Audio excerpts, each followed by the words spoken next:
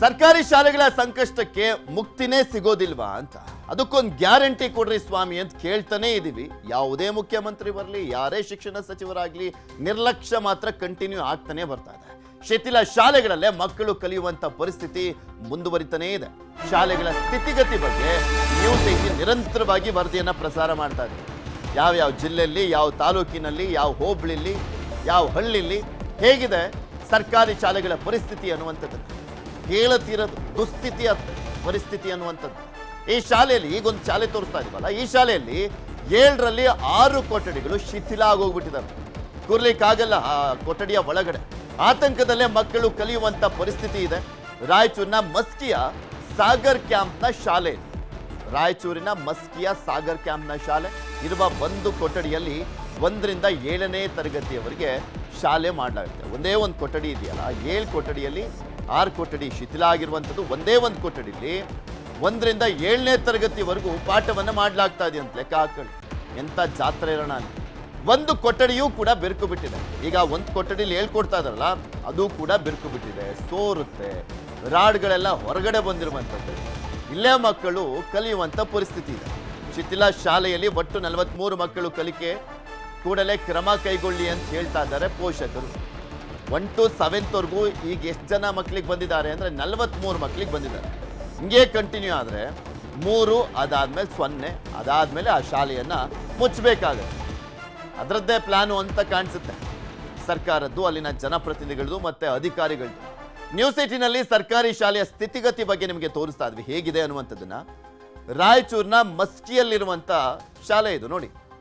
ನೆಟ್ಗಿರುವಂಥ ಒಂದು ಕೊಠಡಿ ಅಂತ ಹೇಳಿದ್ವಲ್ಲ, ಆ ನೆಟ್ಗಿರುವಂಥ ಕೊಠಡಿಲೂ ಕೂಡ ಎಂಥ ಸಮಸ್ಯೆಗಳಿದೆ ಅನ್ನುವಂಥದ್ದನ್ನು ಗಮನಿಸ್ಬೋದು.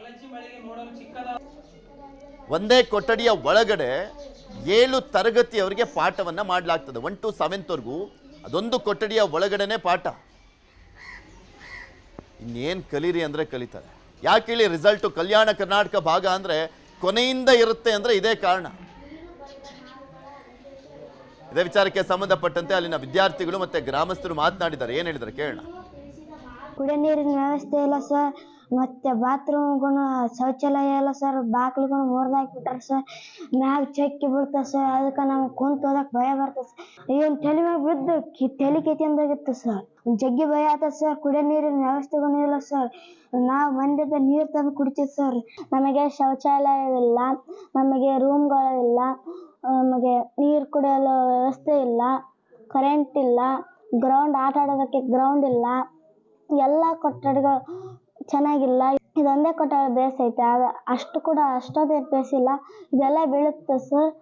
ನಮಗೆ ಶೌಚಾಲಯವಿಲ್ಲ, ಆಟವಾಡಲು ಗ್ರೌಂಡ್ ಇಲ್ಲ, ನಮಗೆ ಕುಂದ್ರಲು ರೂಮ್ ಇಲ್ಲ. ನಮಗೆ ರೂಮ್ ವ್ಯವಸ್ಥೆ ಮಾಡಿ ಕೊಡಿ ಸರ್. ಮ್ಯಾಲೆ ಛತ್ ಬಿಡ್ತಾರೆ, ತಲೆ ಹೊಡೆದ ಸರ್. 6 ರೂಮ್ ಕಟ್ಟೋಗಿ ಇದೊಂದು 7th ರೂಮ್ ಒಂದೇ ಬೇಸತ್ರಿ, ಸಸು ಕೆಟ್ಟೋಯ್ತ್ರಿ. ಮಳೆ ಬಂದ್ರೆ ಎಲ್ಲ ಸೋರ್ತೈತೆ, ಅಂಜಕ್ ಬರ್ತದೆ ಕುಂತ ಓದಕ್ಕಾರ. ಹೊಸ ರೂಮ್ ಕಟ್ಕೊ. ಶಾಲೆ ಎಲ್ಲ ಒಡೆದು ಬಿದ್ದು ಭಾಳ ವರ್ಷ ಆಯ್ತ್ರಿ. ಈಗ ಮಳೆಯಾಗ ಮಕ್ಕಳು ಓದ್ಬೇಕಂದ್ರೆ ತುಂಬ ಕಷ್ಟ ಆಗೈತಿ. ಇದು 7ನೇ ಕ್ಲಾಸಿನ ತರಗತಿ ಅಂತ ಮಕ್ಕಳು ಇಲ್ಲಿ ಹಚ್ಬೇಕಂತ ನಮ್ಮದು ಎಷ್ಟು ಅಭಿಪ್ರಾಯ ಐತ್ರಿ. ನಾವು ಬೇರೆ ಊರಿಗೆ ಮಕ್ಕಳು ಕಳ್ಸೋ ಪರಿಸ್ಥಿತಿ ಆಗೈತೆ. ಶಾಲೆ ಎಲ್ಲ ಬಿದ್ದು ಯಥಾವಸ್ಥೆ ಸರ್. ಯಾರು ಸರ್ಕಾರದವ್ರು ನಮ್ಮನ್ನ ಗಮನ ಇಟ್ಟು ಕೇಳಿಲ್ಲ. ನಮ್ಮದು ಎಲ್ಲ ಯಥಾವಸ್ಥೆ ಐತ್ರಿ. ನಮ್ಮ ಮಕ್ಕಳಿಗೆ ನಮ್ಮ ಪ್ರಾಬ್ಲಮ್ ಆತ್ರಿ, ಗೌರ್ಮೆಂಟ್ಗೆ ಏನು ಪ್ರಾಬ್ಲಮ್ ಇಲ್ಲ ಅಲ್ರಿ ಸರ್. ಗೌರ್ಮೆಂಟ್ನವ್ರು ಹಿಂಗೈತೆ, ಹಳ್ಳಿಯಾಗ ಜನರು ಮಕ್ಕಳು ಶಾಲೆಗೆ ಬರೋರು ಸರ್ಗಳು ಅವ್ರಿಗೆ ಏನೋ ಅದನ್ನ ಮಾಡಿಕೊಡ್ಬೇಕು ಅನ್ನೋದು ನಮ್ಮನ್ನ ಮ್ಯಾಗ ಯಾರು ಗಮನ ಇಟ್ಟು ಕೇಳಿಲ್ಲ ಸರ್. ನೋಡಿ ಮಕ್ಕಳು ಕಳ್ಸಕ್ಕ ಭಯ ಆಗತ್ರಿ. ಒಂದು ಮಗ ಹುಟ್ಬೇಕಂದ್ರೆ ಎಷ್ಟು ಕಷ್ಟ ಪಡ್ತು, ಶಾಲೆ ಓದಿಸ್ಬೇಕಂದ್ರೆ ಎಷ್ಟು ಕಷ್ಟ ಆಗ್ತೈತ್ರಿ. ಶಾಲೆ ಓದೋ ಮಕ್ಕಳಿಗೆ ಎಲ್ಲ ಅದು ವ್ಯವಸ್ಥೆ ಇದ್ರಲ್ಲರಿ, ಎಲ್ಲ ತುಂಬಾ ಚೆನ್ನಾಗಿದ್ರ ಮಾತ್ರ ಮಕ್ಕಳು ಬರ್ಬೇಕ್ರಿ. ಇದ್ರಾಗ ಆವಿಯನ್ನ ಚೇಳಿಯನ್ನ ಇದೆಲ್ಲ ಕಷ್ಟ ಆಗೈತ್ರಿ. ಮಕ್ಕಳು ಬಿದ್ದಕಂತ ಎದ್ಕಂತ ಬಂದ್ತಾರೆ. 7 ಕೊಠಡಿ ಇದ್ರೂ ಕೂಡ ಇಲ್ಲದಂತಾಗಿದೆ. ಸರ್ಕಾರ ಏನ್ ಮಾಡತ್ತಂತಂದ್ರೆ, ಮಕ್ಕಳು ಗೌರ್ಮೆಂಟ್ ಶಾಲೆಯಲ್ಲಿ ಕಲೀರಿ ಸರಿ, ಕಲಿಯೋಣ, ಮಕ್ಕಳನ್ನು ಕಳ್ಸೋಣ, ಇಲ್ಲ ಅಂತನಲ್ಲ. ಶಾಲೆಗಳು ಕೊಠಡಿ ಚೆನ್ನಾಗಿತ್ತಂದ್ರೆ ಕಳ್ಸೋಣ. ಶಾಲೆಯಲ್ಲಿ ಮಕ್ಕಳು ಯಾವ ರೀತಿ ಓದ್ತಾ ಇದಾರೆ ಏನಿಲ್ಲ. ಇದ್ರ ಬಗ್ಗೆ ಮಾತಾಡಲಿಕ್ಕೆ ನಮ್ಮ ಜೊತೆ BO ಆಗಿರುವಂತ ಬಸವಲಿಂಗಪ್ಪ ಅವರು ದೂರವಾಣಿ ಸಂಪರ್ಕದಲ್ಲಿ ಜಾಯಿನ್ ಆಗಿದ್ದಾರೆ. ನಮಸ್ಕಾರ ಬಸವಲಿಂಗಪ್ಪ ಅವರೇ. ಸರ್ ನಮಸ್ತೆ.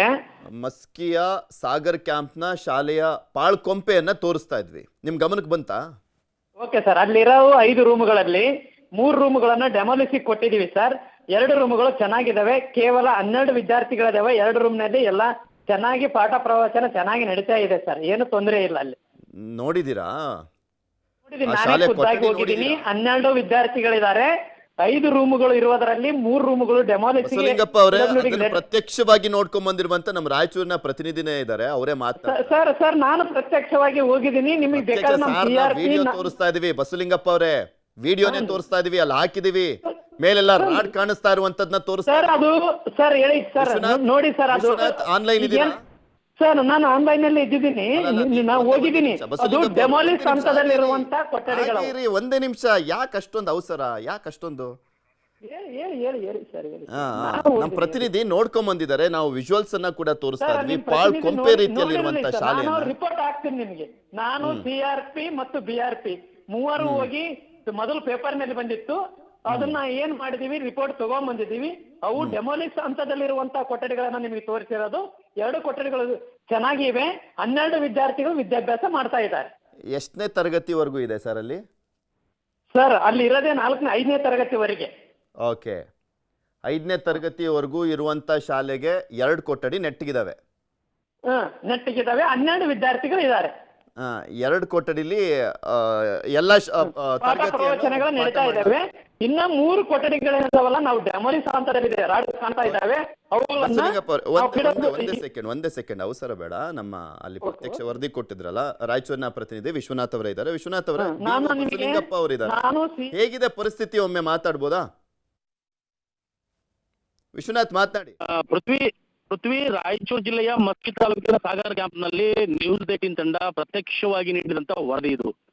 ಅವ್ರು ಹೇಳೋದು ನಾನು ಕೇಳಿಸ್ಕೊಂಡೆ. ಬಟ್ ಅದೇ ಅಲ್ಲಿ ವಸ್ತುಸ್ಥಿತಿ ಏನಿದೆ ನಾವು ನೋಡಿ, ಮಕ್ಕಳು ಆ ರಾಡು ತೇಲಿದಂತಹ ಶಿಥಿಲಗೊಂಡಂತಹ ಪಾಳು ಬಿದ್ದ ಬಂಗಲೆ ಅಂತ ಇರುವಂತಹ ಆ ಕೊಠಡಿಯ ಒಳಗಡೆನೆ ಕೂತ್ ಕಲಿತಾ ಇದ್ದಾರೆ.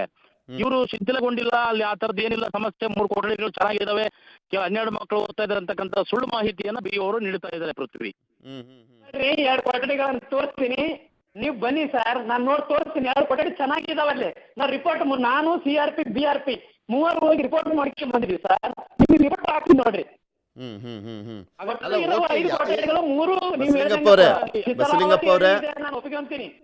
ಬಸಲಿಂಗಪ್ಪ ಅವರೇ, ಜಗಳಾಡಕ್ ಮಾಡಿಲ್ಲ ಸ್ವಾಮಿ, ನಮಗ್ ಯಾವ್ದೋ ಮಾಡ್ಕೊಡಿ ಅಂತ ಕೇಳ್ತಾ ಇರೋದಲ್ಲ ನಾವು.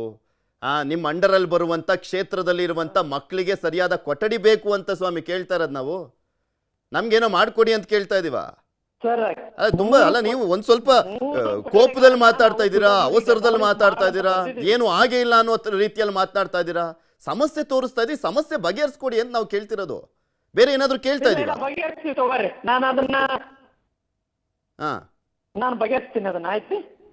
ಯಾವಾಗ ಆಗ್ಬೋದು ಬಸಲಿಂಗಪ್ಪ ಅವರೇ, ಯಾವಾಗ ಆಗ್ಬೋದು? ಈ ಮಾರ್ಚ್ 31 ಸರ್ ಈಗ ಏನಾಗಿದೆ, ಅಕ್ಷರ ಆವಿಷ್ಕಾರದಲ್ಲಿ ನಾವು ಕೊಠಡಿಗಳನ್ನು ಕೊಟ್ಟಿದ್ದೀವಿ. ಇನ್ನ 2 ಕೊಠಡಿಗಳನ್ನ ಕೊಡ್ತೀನಿ. ಕೊಟ್ಟು ಇವನ್ನ ಮೇ ಅನ್ನೋದ್ರೊಳಗಾಗಿ ಟೆಂಡರ್ ಆಗುತ್ತೆ, ನಾವು ಪ್ರಕ್ರಿಯೆ ಪೂರ್ಣಗೊಳಿಸ್ತೀವಿ. ಆಯ್ತು? ಅಲ್ಲ, ಅಲ್ಲಿ 1 to 5th ವರೆಗೂ ಇದಾರೆ ಅಂತ ಹೇಳ್ತಾ ಇದ್ರಿ ನೀವು. ಬರೀ 12 ಜನ ಮಕ್ಕಳಿದ್ದಾರೆ ಅಂದ್ರೆ ನೆಕ್ಸ್ಟ್ ಅಲ್ಲ, ಒಂದ್ ನಿಮಿಷ ಕೇಳಿಸ್ಕೊಳ್ರಿ ಸ್ವಾಮಿ, ಕೇಳಿಸ್ಕೊಳ್ರಿ ಬಸಲಿಂಗಪ್ಪ ಅವರೇ, ಕೇಳಿಸ್ಕೊಳ್ಳೋ ತಾಳ್ಮೆ ಇರ್ಲಿ ನಿಮಗೆ. ಪೂರ್ಣಗೊಳಿಸಕ್ಕೆ ಪ್ರಯತ್ನ ಮಾಡಿ.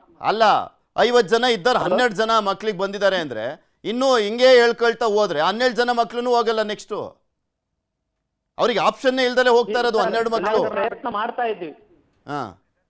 ನೋಡೋಣ ಅದ್ ಯಾವಾಗ ಸರಿ ಮಾಡ್ತೀರಾ. ಈ ಭರವಸೆ ಮಾರ್ಚ್ ಒಳಗೆ ಅಂತ ಹೇಳಿದೀರಾ, ಅವಾಗ್ಲೂ ಫಾಲೋ ಅಪ್ ಮಾಡ್ತೀವಿ, ನಮ್ಮ ಪ್ರತಿನಿಧಿ ಫಾಲೋ ಅಪ್ ಮಾಡ್ತಾ ಇರ್ತಾರೆ. ಈಗೇನ್ ರೇಗಾಡ್ ಮಾತಾಡ್ತಿದ್ದೀರಲ್ಲ, ಇದೇ ಮಾತುಗಳು, ಇದೇ ಅವಸರದ ಮಾತುಗಳು ಅಲ್ಲಿ ಕೆಲಸ ಆಗುವಂತ ನಿಟ್ಟಿನಲ್ಲೂ ಇರಲಿ. ಧನ್ಯವಾದ ನ್ಯೂಸ್ 18 ಜೊತೆ ಮಾತನಾಡಿದಕ್ಕೆ. ಥ್ಯಾಂಕ್ ಯು ವಿಶ್ವನಾಥ್, ನಿಮ್ಮೆಲ್ಲ ಮಾಹಿತಿಗಾಗಿ.